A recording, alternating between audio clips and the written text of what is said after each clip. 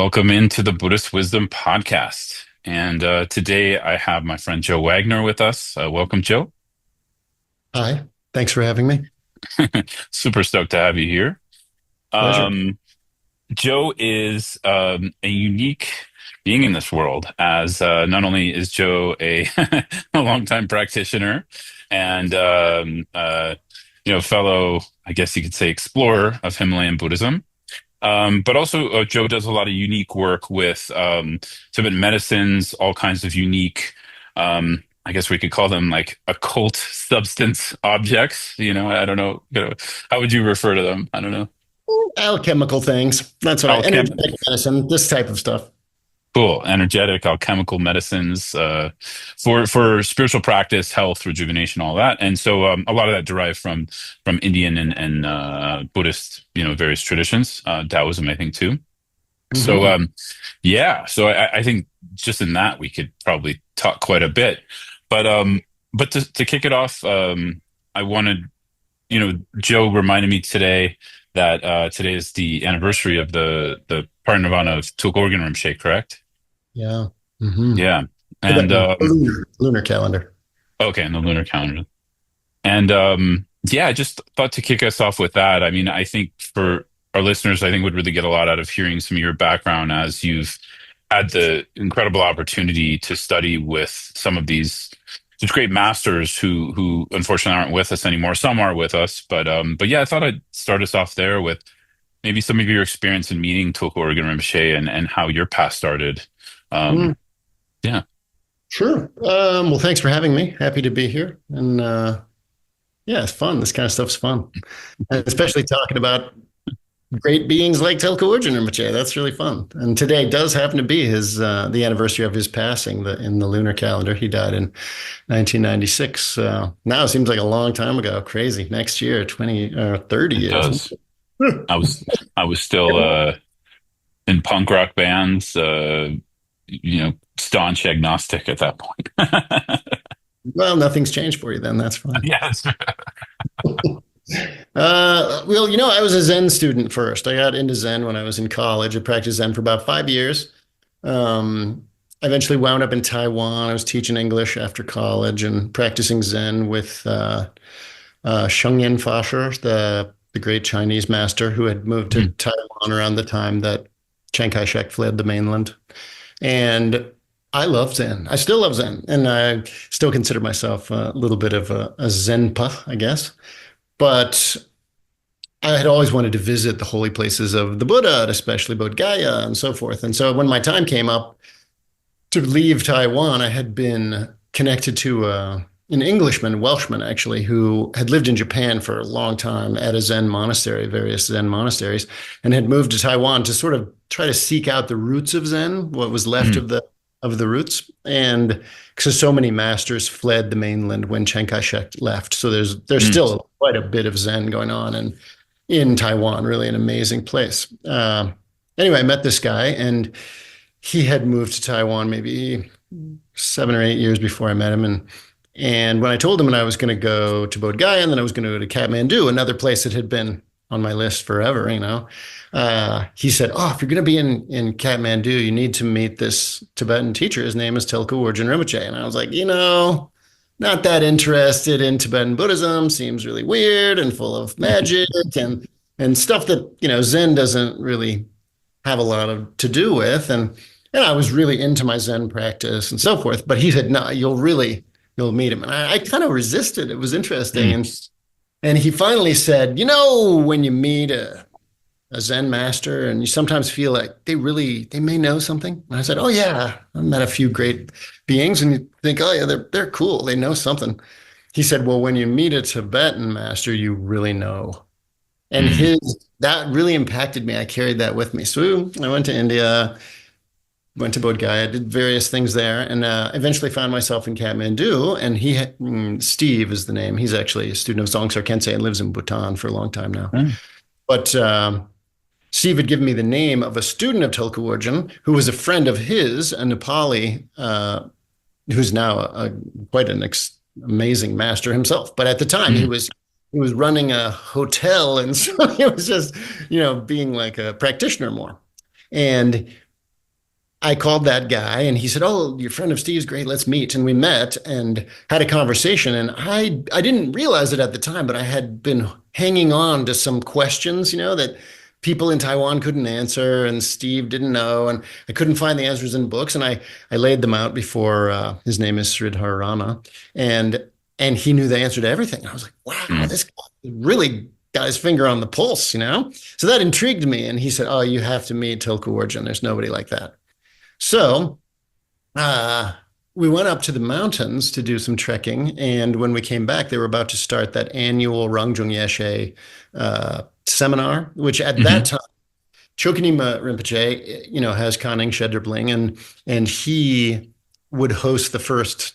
I mean, I think it was a 2 week thing. So for a week, he would give teachings on some text or whatever they were doing that year, and then everyone would go up to maybe it was 2 weeks actually. Everyone would go up to wherever Tulku Urgyen was staying. Sometimes at Nagi Gompa, sometimes in Parping.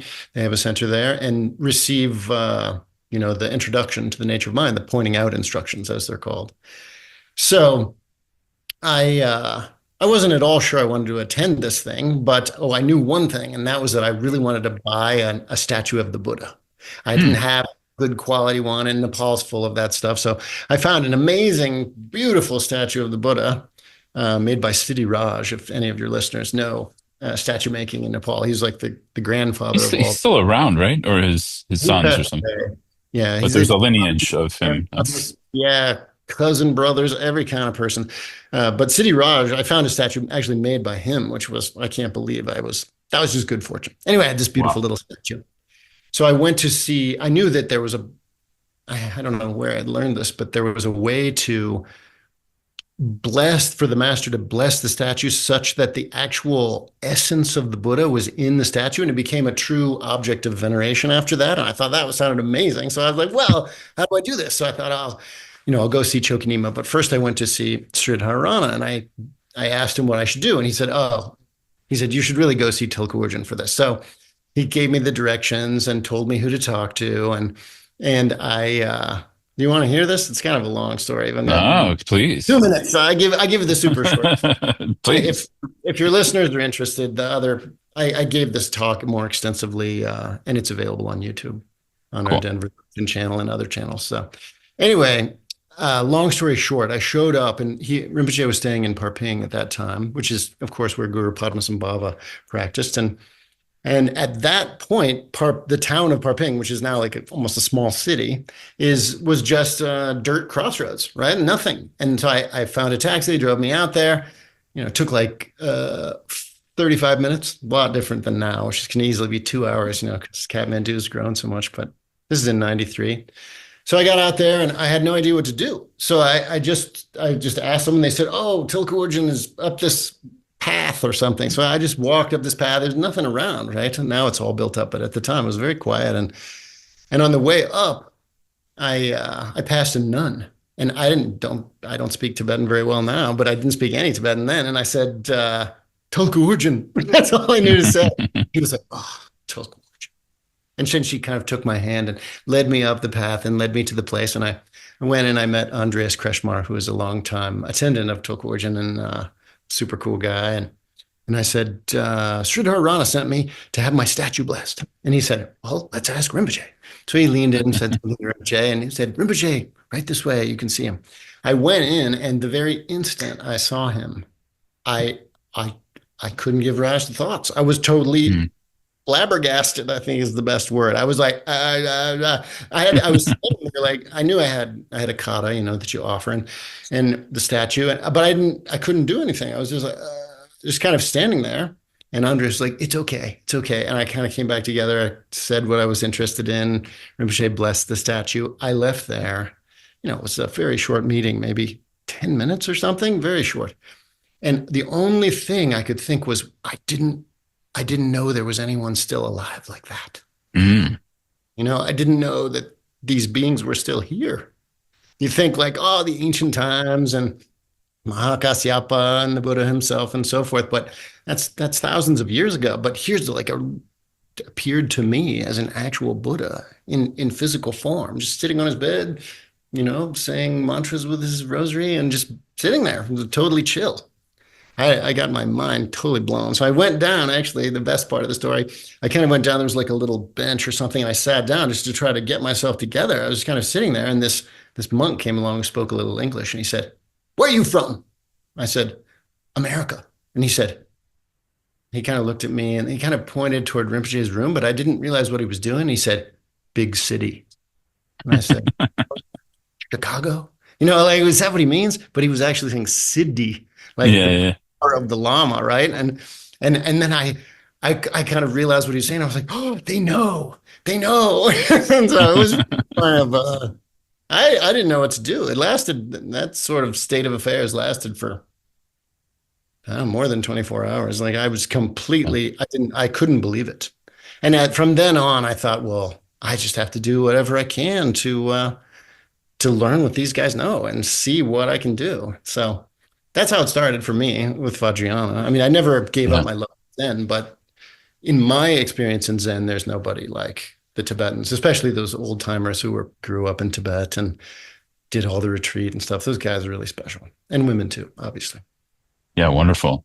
That's an amazing story. And from there, from what I know of our conversations and your background, um, you've also, I mean, you've met an incredible amount of masters, and including Adzon Pela Rinpoche. I know you spent a lot of time with him, as well as Nangchen Adi Rinpoche, among probably a lot of others I don't know of. That are more kind of hidden yogis, or you find in Tibet, and they're only known in this one part of Tibet. So this kind of leads me into, I mean, I just want to have this open invitation when stories pop up for you to of these great masters, if they weave into our conversation, because I think the more I try to become a decent practitioner of Himalayan Buddhism, the more I realize how important lineage is, how important what that actually is, because I think we talk about it a lot, but what do we mean by that? Because I haven't found a singular definition of that. It can mean many different things often. True. And then just your experience, because you've really been around, of sort of as someone, you're born in the States. I'm assuming born in the States, lives in the States, practicing these things and trying to go deep. Um, just some of your knowledge and wisdom that sort of comes off, especially from these meetings. You already started us off just in sort of this beautiful story of Tulku Urgyen, where it's like just meeting someone like that is life transforming, let alone hearing words, right? Gives you a new direction. That's at least it did Yeah, for I think it was for that kind of stuff. It's a matter of how ripe you are, right? yeah, I mean, the person I had been sitting a lot. I had been practicing Zen for about 5 years, and it was the main thing in my life. Of course, you have to do lots of stuff to be alive, but Zen was like my guiding principle, so to speak. And I was very inspired by the ancient masters and by the possibility of some kind of awakening in this life, and then to see it in such an obvious and resplendent way in the form of first Tulku Urgyen, and then you're right, I have been super lucky to meet a lot of these hotshots, the yeah. real people who live it, who really show it. And so I don't know. We can talk about lineage if you want. Is that what you want to talk about? Yeah, I guess maybe to make the question more specific, and we can go there, is when you hear the word lineage, what does that mean to you? As a practitioner, as a Well, teacher of Dharma too.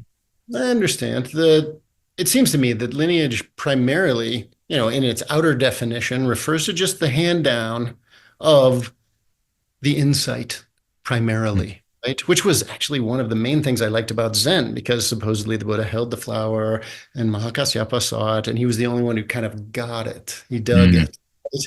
And the Buddha said, the Dharma is transmitted to you, and then that went down to Bodhidharma. He went to China, went to Taiwan, Vietnam, Japan, so forth. So I guess in the outer way, lineage refers to, I'm your student, and you are able to recognize in me something that I recognize in myself, which is that the insight, the primary insight of Buddhism, which is into the nature of our own minds, which is also the nature of reality, whatever you want to call it, has been inculcated or born in that person on some level, right? And then that person is able to transmit that to others, I guess, on some level, or at least make it available, since there's no real transmission, right? It's a self recognition because it's something we already have. So Yeah. in one respect, it's the hand-me-down from the primordial Buddha, if you're a Tibetan Buddhist, Samantabhadra or Vajradhara, depending on your orientation in school, or from the Buddha himself, if you're in one of the more prosaic lineages of Mahayana or Theravada.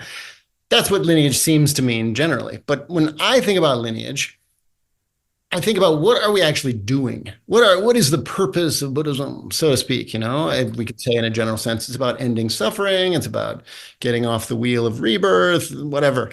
But most of my orientation for this kind of stuff is sort of Dzogchen-y. I'm not a great Hmm. scholar and I'm not a great practitioner either. But most of my experience in Himalayan Buddhism has been in Dzogchen. And so in Dzogchen, what are we really doing? If you think about, those old style hand drills, they got like a round thing you hold and it comes down like this and looks like this. And then Yeah. the big and you go around like this. So Yeah. what is it that we're doing in Buddhism? Well, we're told the nature of mind is within you, right? And it's kind of, where is it? Is it in my head? Is it in my heart? You go through all these trainings and all this different stuff. And what you're really doing is you're turning your awareness toward yourself, right? Kind of like taking that drill and putting it on your chest and starting to drill. You're drilling into yourself. Who am I? What is my deal? What is making this happen? In Chinese Buddhism, they say, who's dragging this corpse around? Right? Well, that's like a way of meditating, right? So if you really think about what lineage is, this is just Joe's opinion, right? Well, I'm Kind of asking Joe, so it's good. official view or whatever, just so people don't get Yeah. confused.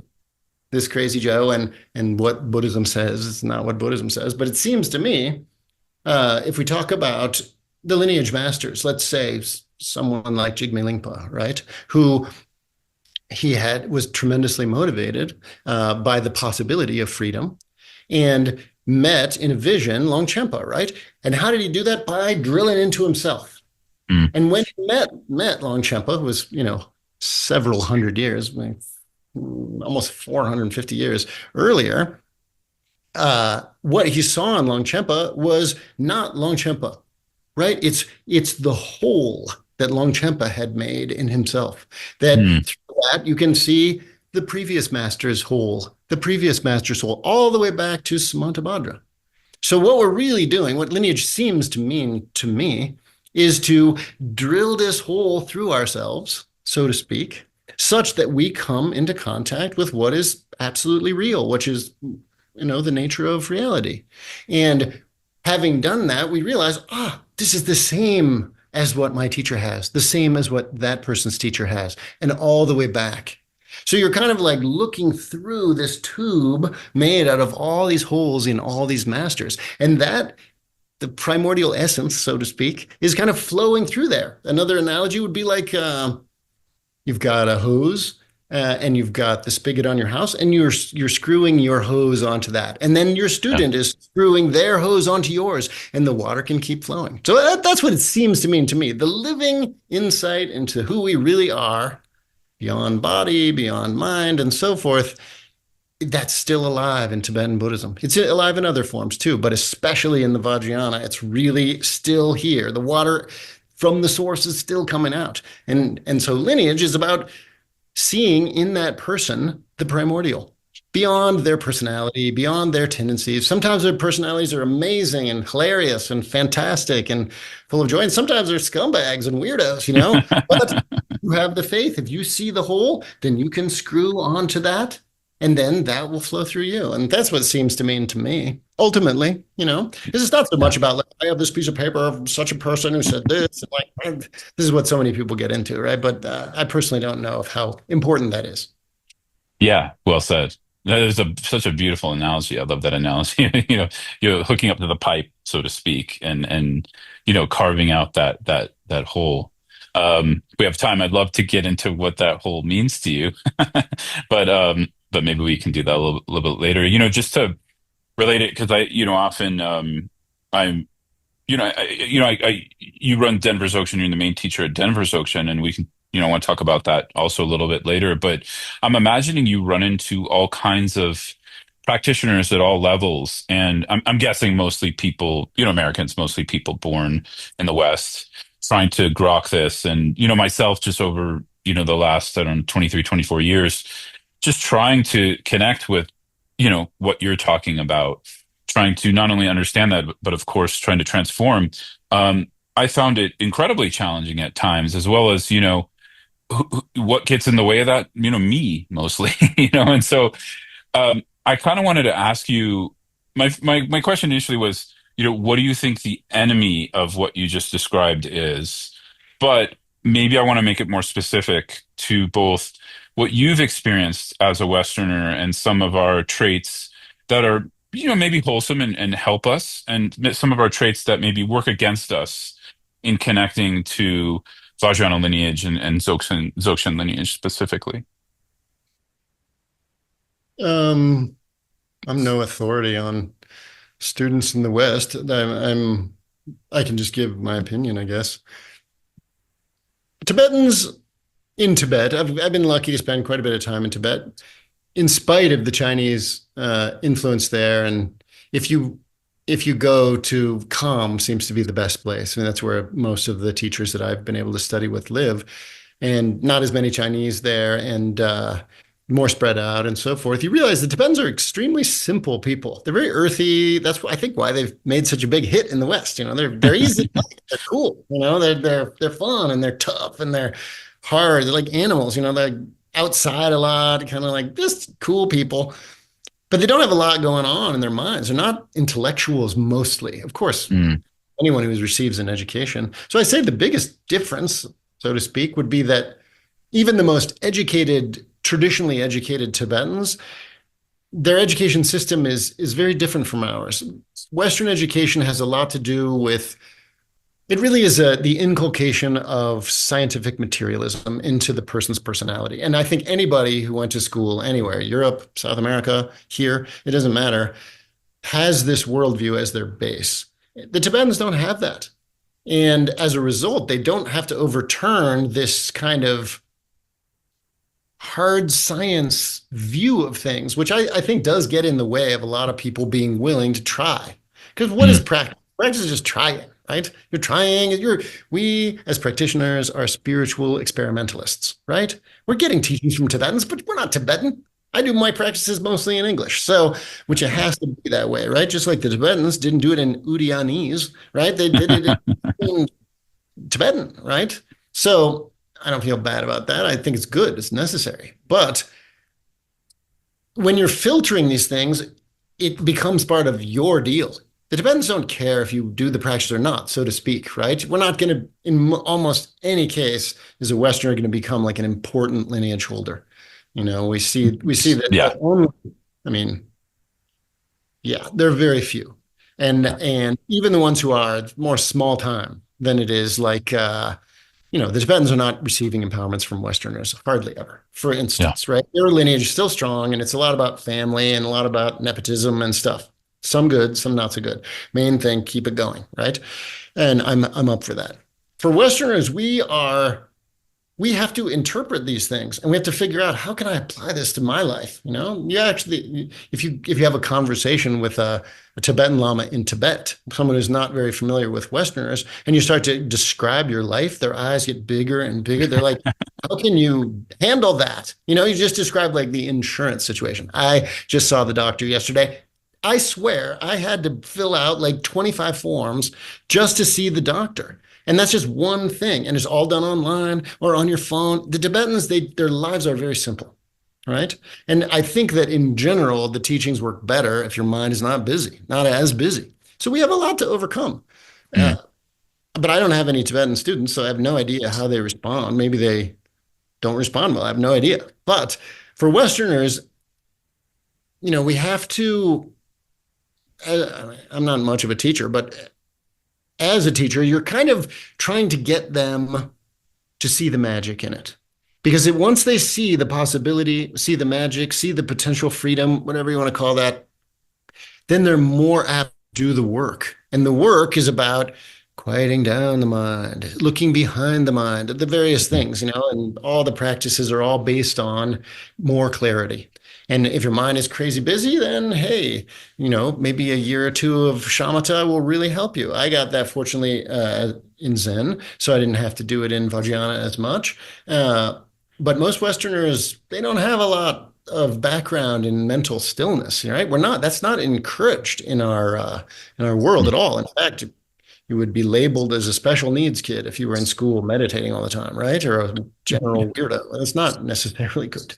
So here we have to kind of balance two worlds. We've got our main world, which is the world of this crazy you or Europe or whatever, which increasingly interpenetrating each other and increasingly complex and digital and electronic and AI driven and everyone knows, right? And much more Yeah. complex even than when I was a kid. I was born in 1969, right? That's a very different time.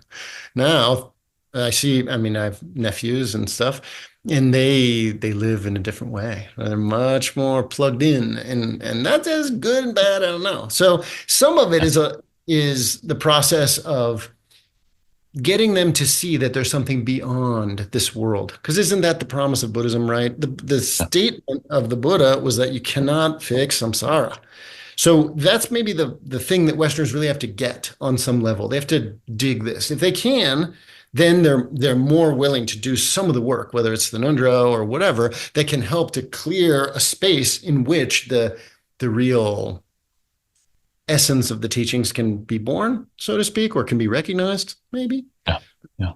I mean, it's not that we need to change our worldview, because scientific materialism is popular and is, the number one educated method for seeing the world because it works the best, right? It's the most easy Yeah. to control the world. Living like a Tibetan, it doesn't work very well, in our modern world. So we really have to kind of do this. But if you can get the person to see, to have enough experience, whether that's through your presence or the blessing of the lineage or whatever, that they get a little bit of hook in there, then they can start to do that work because we're all the same, right? It doesn't matter if you're born in Com or you're born in Philadelphia, you're the same in terms of your essence. And once you start to hone in on that, then the practice is the same. We have different challenges, but most Westerners are super smart. When you talk to Yeah. Tibetans in Tibet, I've had Tibetans say like, wow, you guys are like Kempos. You know so much and you're so sharp and stuff. That's very rare. Tibetans are more on they just don't have that kind of education. Uh, but that is also like a little bit of a potential negative for us. I remember seeing in a book by John Blofeld. You know John Blofeld? He wrote, I know of him. Yeah. The name. he's Yeah. a Tibetan Buddhist, but he lived in China for like 16 or 17 years in the 20s and 30s and wrote a series of amazing books. I recommend to you and your listeners his autobiography, which is called The Wheel of Life. He wrote a book Cool. about living in Beijing before things changed so much. Amazing books and beautiful writer too. And he said in one of those things that most of his Buddhist education was unlearning what he learned in school. I thought it was very interesting. And he's talking about an education he received in the teens and the 20s in England. Wow. Now it's just, we Yeah. are it. We're not receiving an education. We live in that world of incredible complexity. But the Dharma is extremely simple. So, we have to figure out how can we fit that simplicity into this complex life.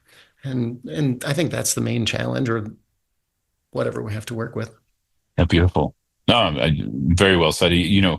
More and more, and again, I always bring this kind of question up, and I question myself, and I talk about it in talks and on my podcast and stuff.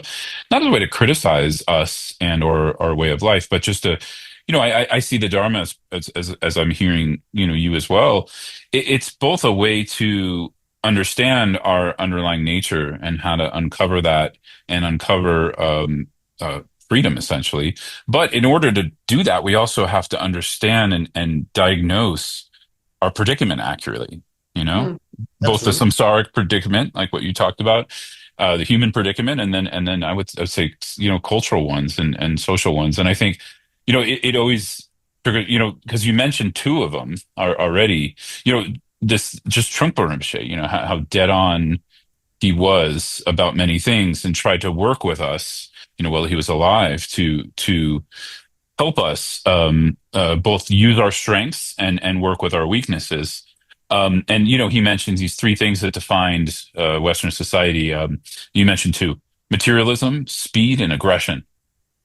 I think those are correct. Correct me if I'm wrong, if that's not what he said, but I believe it was materialism, speed, and aggression. Those were the things that needed to be diagnosed and treated, essentially, like remedied with a medicine. Not that we're bad. And yeah, I totally agree with you that, 'cause you mentioned materialism and speed, essentially, right? Uh, Yeah. Did you want to talk Um, about aggression? I mean, doesn't even need to be talked about. Just look yeah, out. I mean, The world is messed up. yeah, Rise. there's a lot of aggression and yeah. Well, if you want to talk about it, it's fine. I thought to sort of, because you use this word magic, which Mhm. I love that word. Even I remember like a paraphrasing, but a quote from Dzogchen Khyentse Rinpoche, where he said, "Vajra is basically magic with emptiness. That's essentially like what we're doing." Um, and when we had talked about this earlier before we started. For me, when I think of the magic of Vajrayana and the magic of the lineages we're exploring today, I also think of sort of how devotion connects into that and how you know I don't know for you or for others, but for me, devotion was and is quite challenging because of that intellectual material bent, habit, those habit patterns. So I just want to hear from you, because you spent a bunch of time in Kham in East Tibet, and like you said, the Kampas I've met who are straight from Kham, meaning like they didn't spend a lot of time outside. They're wild in an amazing way. They're very connected to the earth, very fun.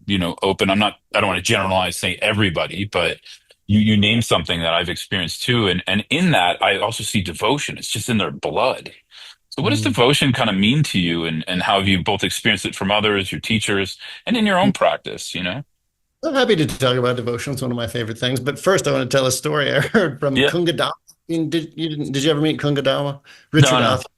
He was Trungpa Rinpoche's secretary for a long time and was Um, the one who wrote the English version of the Sadhana of Mahamudra, which I okay. personally think is still the most beautiful English translation of a sadhana. It's like stands on its own, really gorgeous thing. When they were in Bhutan together in 1967. Anyway, he told me a funny story about Trungpa Rinpoche giving a public talk in Boulder. This was in the 70s, I think, and he was answering questions at the end of the talk, and someone stood up and said, Rinpoche, would you talk about the aggression in our world today? And he said, Yeah. I would rather talk about the aggression in this room. I always think that's so funny. He was an amazing comedian in addition to being a great Dharma Yeah. master. So yeah, he did focus on that. You don't have to look very far right now. Anyway, as for devotion, it's something so foreign to Westerners. And you know why that is? I think it's democracy. I'm not Mm. saying democracy is bad. I think democracy is still the best when it used to exist. Now it's being finished off. But democracy is still the best form of government that I know of. I'm not making statements. I don't care. But one of the outcomes of having a democratic view is that you see everyone as equal, right? Yeah. The thing is that there are beings in this world, they are not like me. They are much better on every level than me. And I think that for people who are hoping to make some progress in the Vajrayana, have some experience of this magical aspect that we're talking about, and you know, uh, change their lives, their inner and outer lives, based on these practices, it it would serve them to consider that it might be possible that not everybody is the same. And I'm not saying that we're not all valuable. I'm saying that some people are more valuable than others in a certain sense. And it's been Mhm. my direct experience of many, many times with many, many people in a lot of different places that this is the case. And having just hearing that, I'm hoping that people here will hear that and think, man, let me contemplate that. Three aspects of the teaching, right? Hearing the teaching, contemplating it, and then meditating. People don't think about that contemplation part, but we really are. We got to sort of mull over these things. But without that view, then you tend to, have the Sam Harris view. I like Sam. I think Yeah. he brings a lot of people to our group, so it's fine. But he has a view that he knows better than the Tibetans, Yeah. that the Tibetans are dumb, and that he got what Tulku Urgyen had, and then he applied it, and he's way smarter. I don't know if this is his real view, but this is very dangerous for us as Westerners. You really have to be able to see things in a hierarchic position, or else the blessings don't flow. If I met Tulku Urgyen, I was like, well, I'm a lot taller than that guy.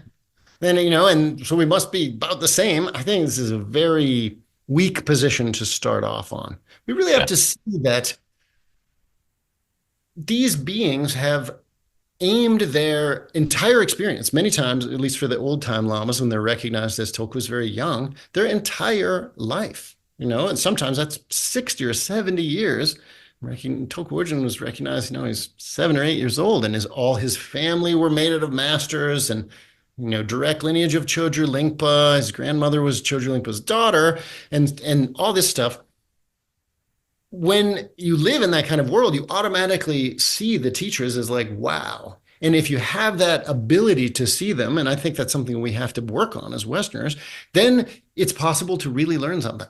But if you think, I already know all this, I'm already way smarter, I got a PhD in psychology or whatever it is, it's almost impossible to make a connection, a meaningful connection with the teacher. And I think that's one of the things we have to look at. Not everybody's the same. And Yeah. if you can accept that, which sometimes you don't have to do any work, right? If you can meet a really great master, then sometimes if you have enough openness or karmic roots or whatever it is, it will automatically happen. That's what happened with me. I was so lucky, right? And being a true believer Buddhist on some level, it's past life work, right? Past life work. And so in my past life, I cleared away a smidgen of my karma, and I was able to see Tulku Urgyen more as he actually was than maybe somebody else had seen him. And I saw him in the presence of lots of different people, and many people didn't see what I saw in him.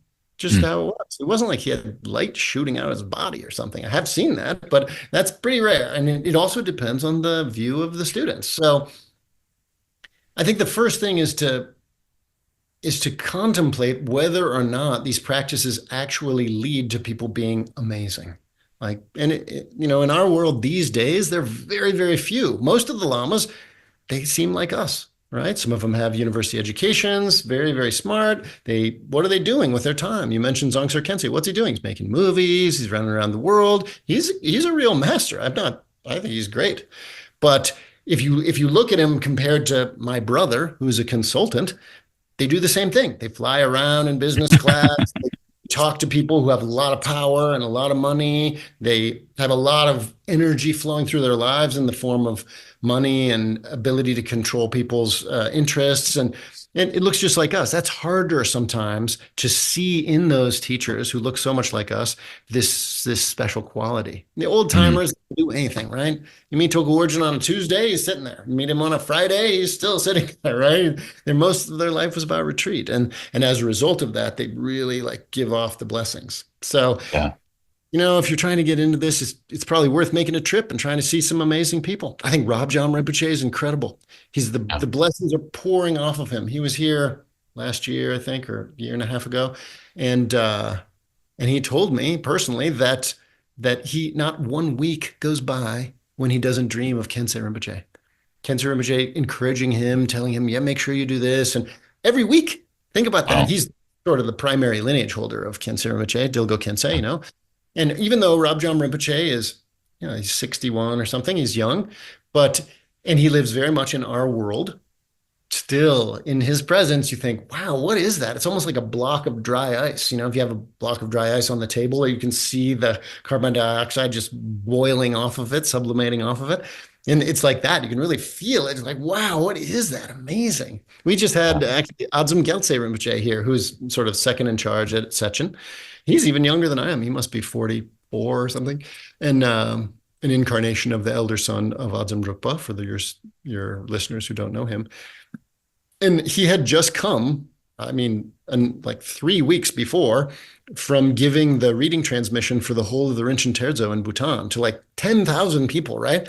And even though Rinpoche is very young and he hasn't had a chance to do a lot of retreat, he was sitting right here on my couch and giving some teachings to us, and you could feel it just coming right off of him, you know? So you got to have an open mind. You have a little bit of ability to withhold judgment until you can really feel it, because it's we have this sensory faculty in ourselves connected with our own nature, I guess, if you want to call it a sensory faculty, that can really see the amazingness in some of these beings. And it's not just Tibetans that have it, obviously. You know, I know, I mean, I'm a friend of Father Francis Tizo. Do you know him? He wrote Yeah, the Rainbow Body. yeah, you were telling me before. That guy's got it too. That guy's got it Yeah. too. Richard Lang, the headless.org guy, that guy's got it too. So it's not, I don't mean to say like you got to see a Tibetan, but it's more easy to see in someone Yeah. foreign. You know, what they say, what is an expert? A person from somewhere else, right? So it's easier when the person is very different. Like I Yeah. had the experience of Tulku Urgyen. But I kind of took that in a different direction. Sorry. But I No, think no. that's where it starts to realize that it is possible for people to change or to blossom as something really extraordinary, like really with the actual qualities of the Buddha in our Yeah. time. That's still possible. The lineage is still alive. There are still masters. You know, I still have teachers in Tibet who live just like they did 500 years ago. Exactly the same. One of them spent 16 years living in a cave.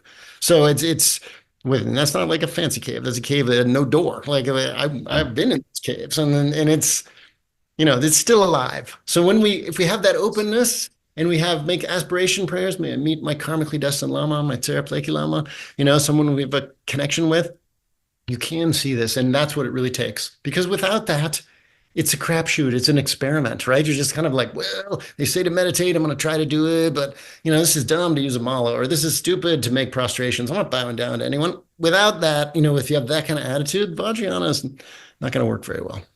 Yeah. That's an understatement.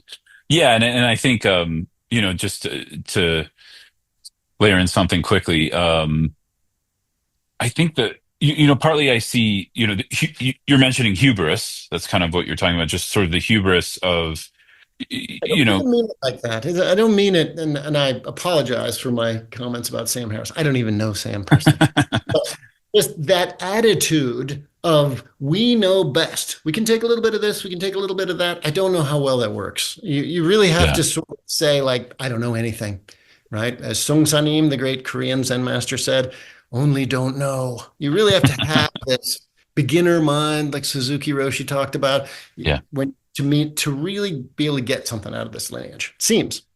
yeah, totally. Yeah, I mean, forgive me, I wasn't saying you were saying hubris. I'm going to say hubris. I think, in my experience, what blocks my devotion is often hubris. And, I'm going to bring in a word here because we've kind of been dancing around it is what I just call colonialism now. It's just a function of intellectual, cultural colonialism that sometimes blocks us from even opening to these things, and again, that's connected to things like autonomy and individualism and all those kinds of things. You're kind of that's what I'm picking up, and that's what I fight. I also struggle with personally, and see it. We all do, right? We Yeah, all do. And it's not that the Tibetans that I'm talking about are perfect. They're not. yeah, In a sense, they are perfect, but it's a use of the word that's not what we normally mean, right? What it yeah, means, they have access to a type of insight that is extraordinarily rare anywhere else in the world. It's a piece of the ancient world that is still alive. And they took the Dharma in the 8th century and then again in the 11th century, and they took it to Tibet and they put it in the deep freeze in cold yeah, storage, and it stayed alive. 50s, incredible, incredible. And now we can still meet a few old timers and then a lot of the more recent generation raised by those old timers who are in touch with this kind of, I mean, it's a little bit ridiculous term, but ancient wisdom, right? yeah, A kind of primordial wisdom that in the West, because of those things you said, aggression, which is everywhere, speed, and the general complexity of our lives, become obscured. We become obscured. And Buddhism generally is about removing those obscurations. Yeah, That's really, wonderful. it is. Yeah, yeah, yeah, agreed. Um, so so so kind of these aspects of in your practice and your discoveries of devotion and the way you're describing it, and I'm sure, you could also describe in other ways if we had time. How's this helped you in your practice? I think that's The important for foundation of people. the practice, right? It's the foundation of the practice. Longchenpa had Yeah, a statement, something like the actual heart essence, the ultimate realization, so to speak. I'm paraphrasing him, is only accessible through the merging of the student and the teacher's mind.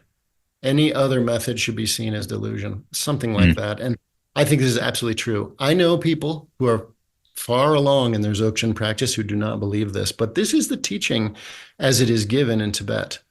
yeah, It is about seeing the Buddha in the teacher. And with that, why? Not because we're trying to project onto them as being perfect. No, it's about opening up an internal vision that sees that hole in them that goes all the way back to Samantabhadra, to reference my earlier comment, right? If yeah, you can't do that, then it becomes a process of trying to learn something and then apply it in your little workshop. And he said, yeah, hold the hammer this way. So you go home and you try to do it. Maybe you do well, maybe you don't. That's not what it's about. I mean, devotion is the path. There's no other path, at least in Nyingma and Kagyu, right? yeah, I'm not as familiar with Sakya. I'm not as familiar with Gaelic, but if you look at the Dalai Lama, he's this too. So it must be that it's universal, right? It's yeah, about tuning into an aspect, a kind of non-personal aspect of the master. And that's what devotion is, right? Is seeing past their dirty skin or only outdoor bathrooms or whatever it is, and all that kind of crapola that we might be like, well, geez, they don't even have toilets here. How could they know anything? Whatever, into something that is primordially unchanging. And yeah, and in order to do that, I don't know what is required. If we're going to be lucky, right? I think best thing to do is make aspirations. I'm a big yeah. fan of aspirations. Me too. Aspirations are Yeah, the only way that we can overcome. They're like shooting arrows into the future, right? yeah, That's the only way we can link up with this sort of. It's very hard. Vajrayana is not for everyone. I have several friends. Ian no, Bay, yeah, he's a close friend of mine, but he really wants to make Vajrayana like popularize it. I yeah, just don't. It's never been like that. Why? What? yeah, It's other a secret mantra, right? It's got a secret quality to it. So it's not for everybody. yeah, If you have the link and you have the wherewithal, then it's still totally possible. And it's possible primarily through seeing the Buddha in the teacher. That's the main thing, right? And at least in Dzogchen, that's the Mahamudra lineages is exactly it, right? And and so how does it affect me? I mean, I was so destroyed by Tulku Urgyen. I couldn't have remained only a Zen student even if I had wanted to. I switched sitting on that rock. I was like, I'm going to do whatever he says. In fact, I went back there to request him to be my teacher, which I encourage all of your listeners to, if they really have a link with a teacher, to ask to be accepted as a disciple. This is not a popular thing these days, and it yeah, doesn't seem like people do it because they get the teachings in big groups and online, and there's nothing wrong with that. But if you get the chance, you want the teacher to know you, even if they don't know you well. It doesn't matter. It's like the Sistine Chapel ceiling, right? God and man, they touch it. You have to touch it. Yeah, otherwise, it's a DIY project, and good luck, right? yeah. Well, I don't know what I was going to say there, but Oh, how Tokarian blew you away like that. yeah, Yeah, my mind just never recovered from that. Oh yeah, I went back there and I said, Rinpoche, please accept me as your disciple. Right. I said my whatevers. And he looked at me, he spent some time like staring at me and checking it out. And he said, you can be my disciple if you practice hard. And I did it. I'm doing it. yeah, And, but that was like a command kind of, right? yeah, And because of that, and because of that personal link, I feel like, Tulku Urgyen's here with us now. He's yeah, always here. And yeah. I feel that way too. anniversary. That's wonderful. I feel very lucky and grateful. But on his non-anniversary, it's the same in some way, right? And that Yeah, seems to be the goal of the devotional thing, is that you're bringing the teacher. We visualize the teacher on top of our head. Songtsar Khyentse said one time that Only beginners visualize the teacher on top of their head. If you're really a practitioner, visualize them in the center of your heart. I like this. Mm. Why? Because that's where the essence lives. And when you Yeah. mingle the your notion of the outer form of the guru with your inner insight that's in the center of your chest, according to the Dzogchen physiology, then you start to mingle your mind with the mind of the Lama. And then that's when the hole starts to appear in your own chest, right? That's when the water starts to trickle through your part of the hose. And Mm. that's totally necessary. I know a lot of Westerners have trouble with this. What can you do? You just have to pray, right? And which they can't even do because they don't have any faith. So it's me. No, a catch Yeah. 20 situation, Well, you unfortunately. mentioned aspiration, and I think, for me these days, that's probably my favorite parts of Dharma practice these days. What I'm really digging into is aspiration and and devotional practice for the very reasons we're talking about it. But yeah, aspiration is huge, and I think it takes a while for that to click because we want it now. We don't want to like, oh, I'm going to do this in the future. Oh, that's useless in the West. We want it now, and I think that's something that, we have to contemplate, as you said, and kind of work with and question, is that true? Is that how reality works necessarily? Yeah. Um, yeah. I mean, you can develop some devotion by reading the life stories of the masters. Everybody should read Yeah. Milarepa's life story. I hadn't read it in quite a while, and maybe a year ago or someone was talking about the old La Lungpa translation, and one of the I think it was the original one. I read that one. Yeah. Yeah. I have that book, of course. I opened to some random page and started to read it, and I mean, tears rolling down my face, Yeah. right? And those books are very powerful. Crystal in the Way of Light was the first Vajrayana book I read by Norbu Rinpoche, and it just really it can really open your mind. The Life of Marpa that the Trungpa people put out, those are great books. And I Yeah. was fortunate enough to help sponsor the translation of Khenpo Nachung's autobiography, which is incredible too. And there's a bunch of books like this, right? So that's Yeah. one way. And then if you combine reading that kind of stuff with making aspirations, which I just tell you how to do it for a second, with my own view, Yeah. but it's really well for me, then you can really make progress, right? And the world is fluid. Things are fluid and our karma is not fixed. And so the way you make aspirations is two parts. You have to give rise to the aspiration, which is a thought, right? A Mhm. conceptualization. I meet my karmically destined Lama. May I meet someone who can guide me on the path. May I meet someone I have automatic faith in, something like that, whatever your deal is, whatever you're looking for.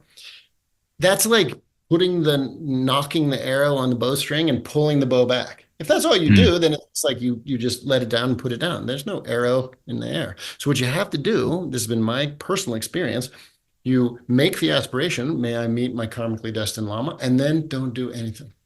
Mm. Even if you're not a meditator, you don't know how to do any kind of meditation, just let your mind be clear. And that is the letting go of the arrow. And then it's in the air, it's going. And it doesn't matter what you do then, right? The more arrows you shoot, the more likely you'll hit one of the targets, right? Yeah. So make these aspirations over and over, may I be able to attend the teachings? May I feel inspired? May I finish my nundro? And then after each one, may I finish my nundro?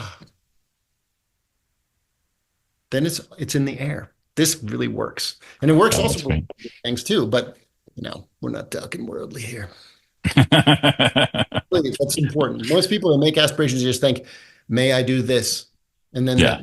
then they go along. That's just a thought. That doesn't have much gumption, right? Yeah. Yeah. I love that. I love that second step you added.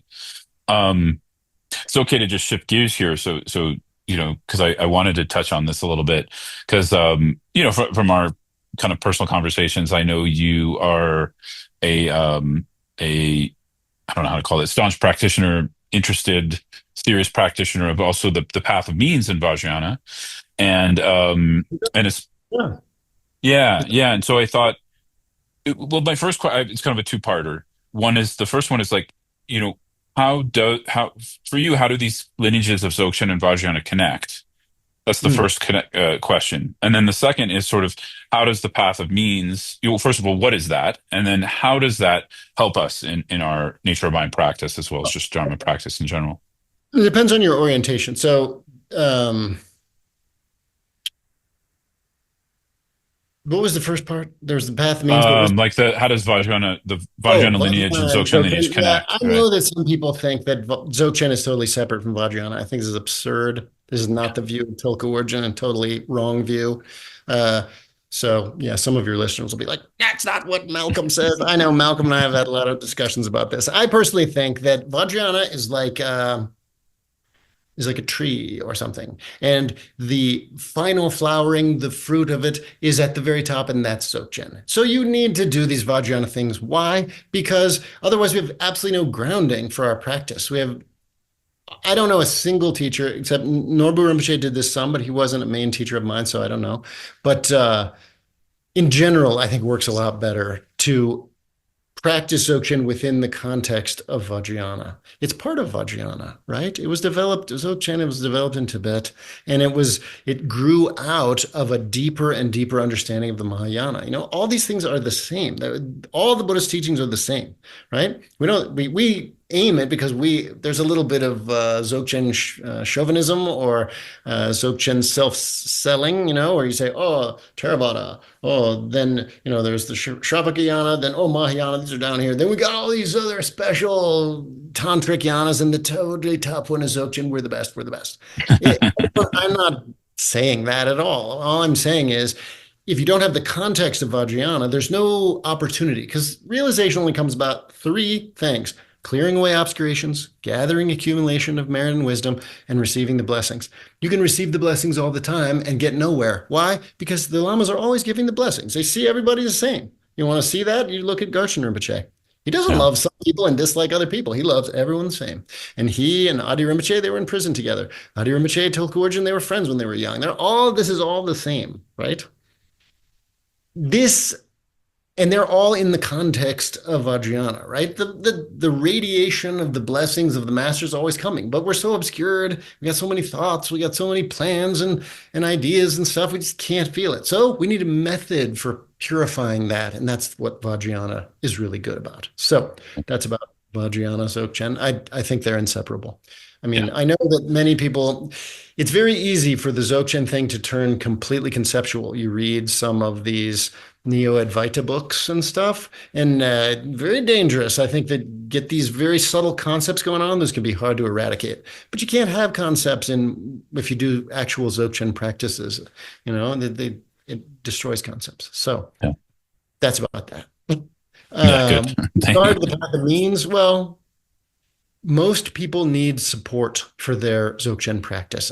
Tulku Urgyen told me personally that he had never met anybody who was. There are three categories of practitioner. You know this: the instantaneous type, the what is usually called skipping the grades, Togalpa, and then the gradual type. Right? Everybody in the West thinks I must be a gradual person. I think those are actually quite rare.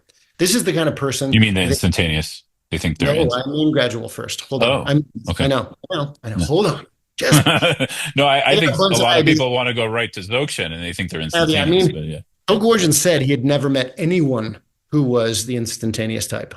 Yeah, I heard they might not even exist in the world Yeah, that's anymore. Arab Right. Dorje, right? Yeah. That's Yeah. like you hear these stories occasionally of someone receiving the pointing out, or even not even from a qualified teacher, and then they remain in that forever. Best example of this, Ramana Maharishi. Mm. He was a Hindu, I know, but he was beyond Hinduism. That guy's amazing, incredible, Mm. super master. And he just had an insight and it never changed. He had it when he Mm. was 17. He died when he was 76 or something. And for that time, he was exactly the same. Amazing being. Wow. But this is super rare, right? So we just say we're definitely not the Chikchar, the instantaneous type. Most people think, oh, I must be the gradual type. But the hallmark of the gradual type is if you make progress, you don't fall back, right? Mm. You're like, you're going like this. How many people you know like that? Nobody, right? Most people are like this, right?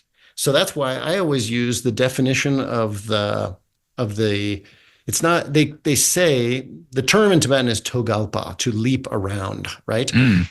Usually translated as leaping over. And Mm. people think, oh, must be that type, right? I'm jumping ahead. I don't have to follow the regular path.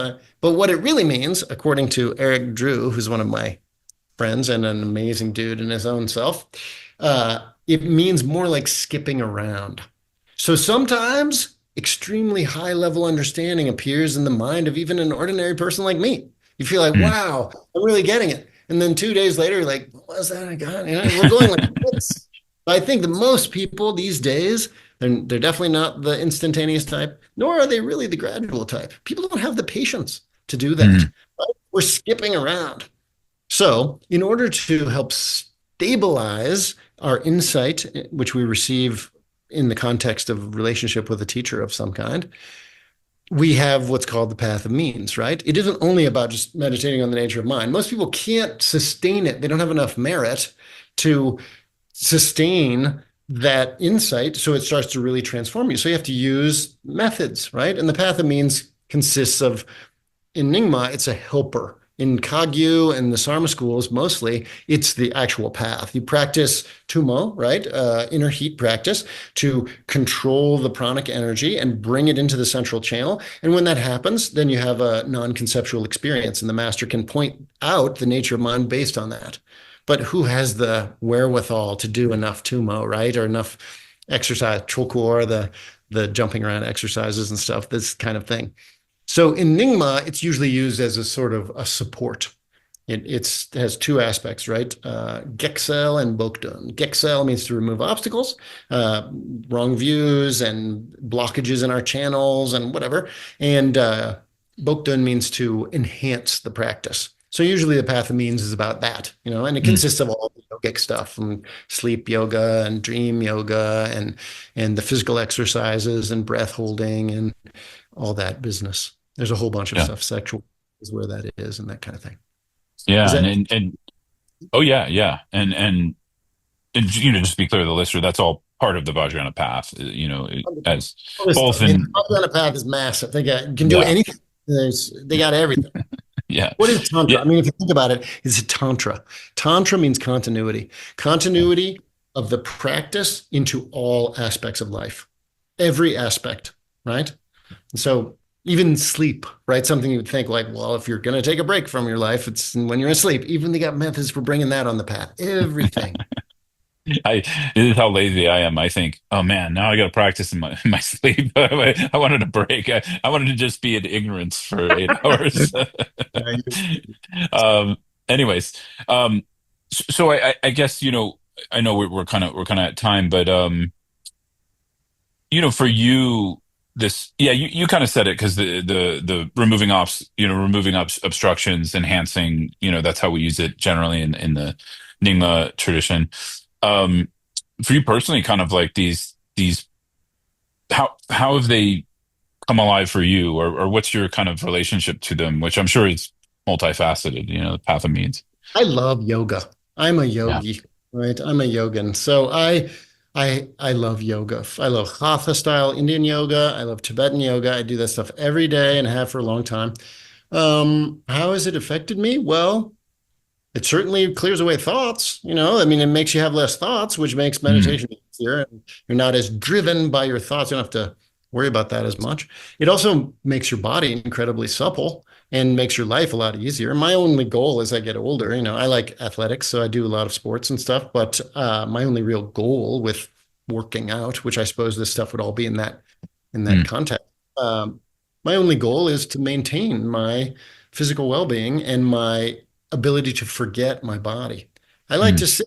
I think it's entirely because of yogic practice that I can sit hours and hours and hours, sit 3, 4 hours every day, and I don't mm, have to move around, and my knees are still okay, and I feel very loose and easy in my body, and I think that is what it comes from is yoga of all sorts, and that doesn't mean you have to do it, but it certainly makes your experience of being alive a lot nicer when you don't have chronic pain and stuff. I mean, I'm not saying this can reverse conditions, but if we start early enough, I've been doing that stuff a long time, uh, it makes the body malleable, flexible in a way, both inside and outside. It helps your breath to be controlled. It keeps you away from sickness. And I haven't experienced, I can't float above the ground, but I certainly feel exactly like I did 35 years ago. My body feels the same. And yeah, that I attribute that to yoga in general, whether that's, the combination of Tibetan and hatha, which is what I do. But if some people do only hatha. My friend David Christensen, he's a lama, and Yeah. he's like one of the experts on the Longchen and Tulku, and he still has it. He's very easy. He's like very smooth, right? Jam, like very works. It does work. It opens up your channels. It makes insight easier. You have a little bit more love of life, I guess. A little bit more exuberance because you feel better. I don't know. Yeah. I guess that's what it's done for me. Beautiful. The Bindu is nice Oh, and healthy, as they would say. yeah, it's fun. Yeah. Not Yeah. Joy. everybody's in the same position, right? I mean, it Yeah. depends on factors. And I don't, the Trulkor itself, the actual yogic exercises of Tibet, not only are they secret and so difficult to learn, they're also, well, we would say quite violent, right? A lot of jumping around and I don't know how good that is to learn when you're older, but James Bay teaches it all the time. And he's also got this kind of like magic body that he seems to be extremely flexible and comfortable in his skin. So, and he teaches a lot of people who are older. So maybe it does work for everybody if you take it easy. Yeah. Yeah. Cool. Um, and I don't want to take more of your time, so maybe this is for part two if we do it. Is all you have this whole corpus of work you do and exploration of sacred medicines and alchemy and all these things, which I also for me I would put in the category of means. I'm not sure if you put it there, um, but Maybe. it's support, right? Removing obstacles, enhancing. So just anything briefly on that, and then perhaps that's like a separate conversation because that's a big. Talk about that, but I give just a little bit. Yeah, when you say sacred medicine, people think like ayahuasca and stuff. We're not Yeah, I don't mean that. talking about traditional. For me, it's mostly traditional Tibetan medicine, Yeah. and I got exposed to that in the '90s, and it changed the way my mind was working. I couldn't believe it. They really have a strong grasp on uh, what makes you able to sleep, what makes you not so stressed and not Mm, so easy, and everybody needs that these days because the world's so complicated and our own internal worlds are so complicated. So yeah, I started a business, distributing Tibetan medicine a long time ago, and that has brought a lot of benefit to myself and a lot of people, and it's really nice. Everyone should explore that stuff. And then there's lots of types of that's herbal medicine, right? Which is like yeah. has a physical component. Energetic medicine, which I'm also interested in, things like Reiki or homeopathy, this kind of stuff where there's no real herbs or drugs involved, that also can be very powerful support on the path. As you practice more, you become more and more sensitive, and we need a way to keep our energies under control. And it's easy to do with these kind of formulas. You can be taken for long periods. They're very safe. They mix well with Western drugs, and they tend over time to lead people to a more and more healthy way of being, sleeping better, not so anxious, not so depressed, this kind of stuff, which can be beneficial in all areas of life. I love that stuff. We can talk about that anytime you want. Yeah, that's wonderful. Yeah, because there's also things you curate and or provide sell to others, which is like related to more Dharma substances like liberation upon tasting and things like that. Which, That kind of stuff. Where can you get that uh, stuff, And I've been so yeah, lucky to gather all these things and make these connections. I feel like, Westerners, they don't have any access. And now even the sources are further and further away and more difficult to connect with. And so, yeah, we have two businesses. We have City Energetics, which is all about Tibetan medicine, and we have Future Alchemy, which is a kind of, you know, I've always been very interested in alchemy of all sorts, and so this is kind of trying to keep that alive a little bit. yeah, yeah. It's really wonderful because I mean, to me, I see it as all. I mean, besides what you said, which is just well-being, optimization, all of that, which is I think common to everybody, religious or not, spiritual or not. I think there's this whole other area of Vajrayana of these sacred substances, which includes the land, includes stupas, includes, all kinds of medicines, so, that's a whole other area that I think unless you go to Tibet or you spend time, in the tradition in Nepal, India, etc., it's just hard to I mean, I've always been fascinated with that stuff and especially it's connected to Vajrayana ritual, but it's sort of like, in a way, it's it's magic, but it's also there is a subtle cause and effect relationship to it. And once we start to Okay. understand that, it's not so esoteric. you know? Yeah. And the great thing about whether it's Tibetan medicine or some of the alchemical stuff or stupas, any of this sort of thing, you don't have to believe it. You don't Yeah. have to believe it, right? You just have to be open. We have a certain sensor in us. And as you practice meditation more and your mind gets more calm in general, and your insight grows to whatever degree it does, you can connect to these things and you don't have to wonder if it's true. You don't have to ask anyone. You know Yeah. where it's at. And that's very it's very it makes you more enthusiastic, toward the tradition, which because really all types of meditation, whether it's Buddhist or non-Buddhist, you have to put a lot of time in. I wish it Yeah. worked fast, but it doesn't. So you have to really tear down. Totally. No, and I love that you brought in that point up in a few different parts of our conversation of like, again, forgive me and correct me if I'm misinterpreting it. Like using our own minds and bodies as a barometer, like using it as a tool to measure what's going on to a certain degree. I mean, of course, we can be wrong sometimes, but it's sort of like, to me, that's a wonderful way to approach these traditions without dogma, because it's sort of always that, okay, like what's your experience? How are you perceiving this, right? Yeah, totally what you mean. Yeah, I think it's important for Westerners to realize that each individual person is the center of their own mandala. Yeah. It's not like this is the mandala of Tulku Urgyen and I'm over here somewhere, or maybe over here. No, I am the very center of my own mandala. And we have to find a system, a teachings, a teacher that works for us. And Vajrayana is not for everybody, like I said, right? And someone else might get a whole lot more out of any other thing, right? And that's a matter, we tend to want to give somebody else the responsibility. Oh, you're my teacher, fix me. Look, I'm all broken. Help.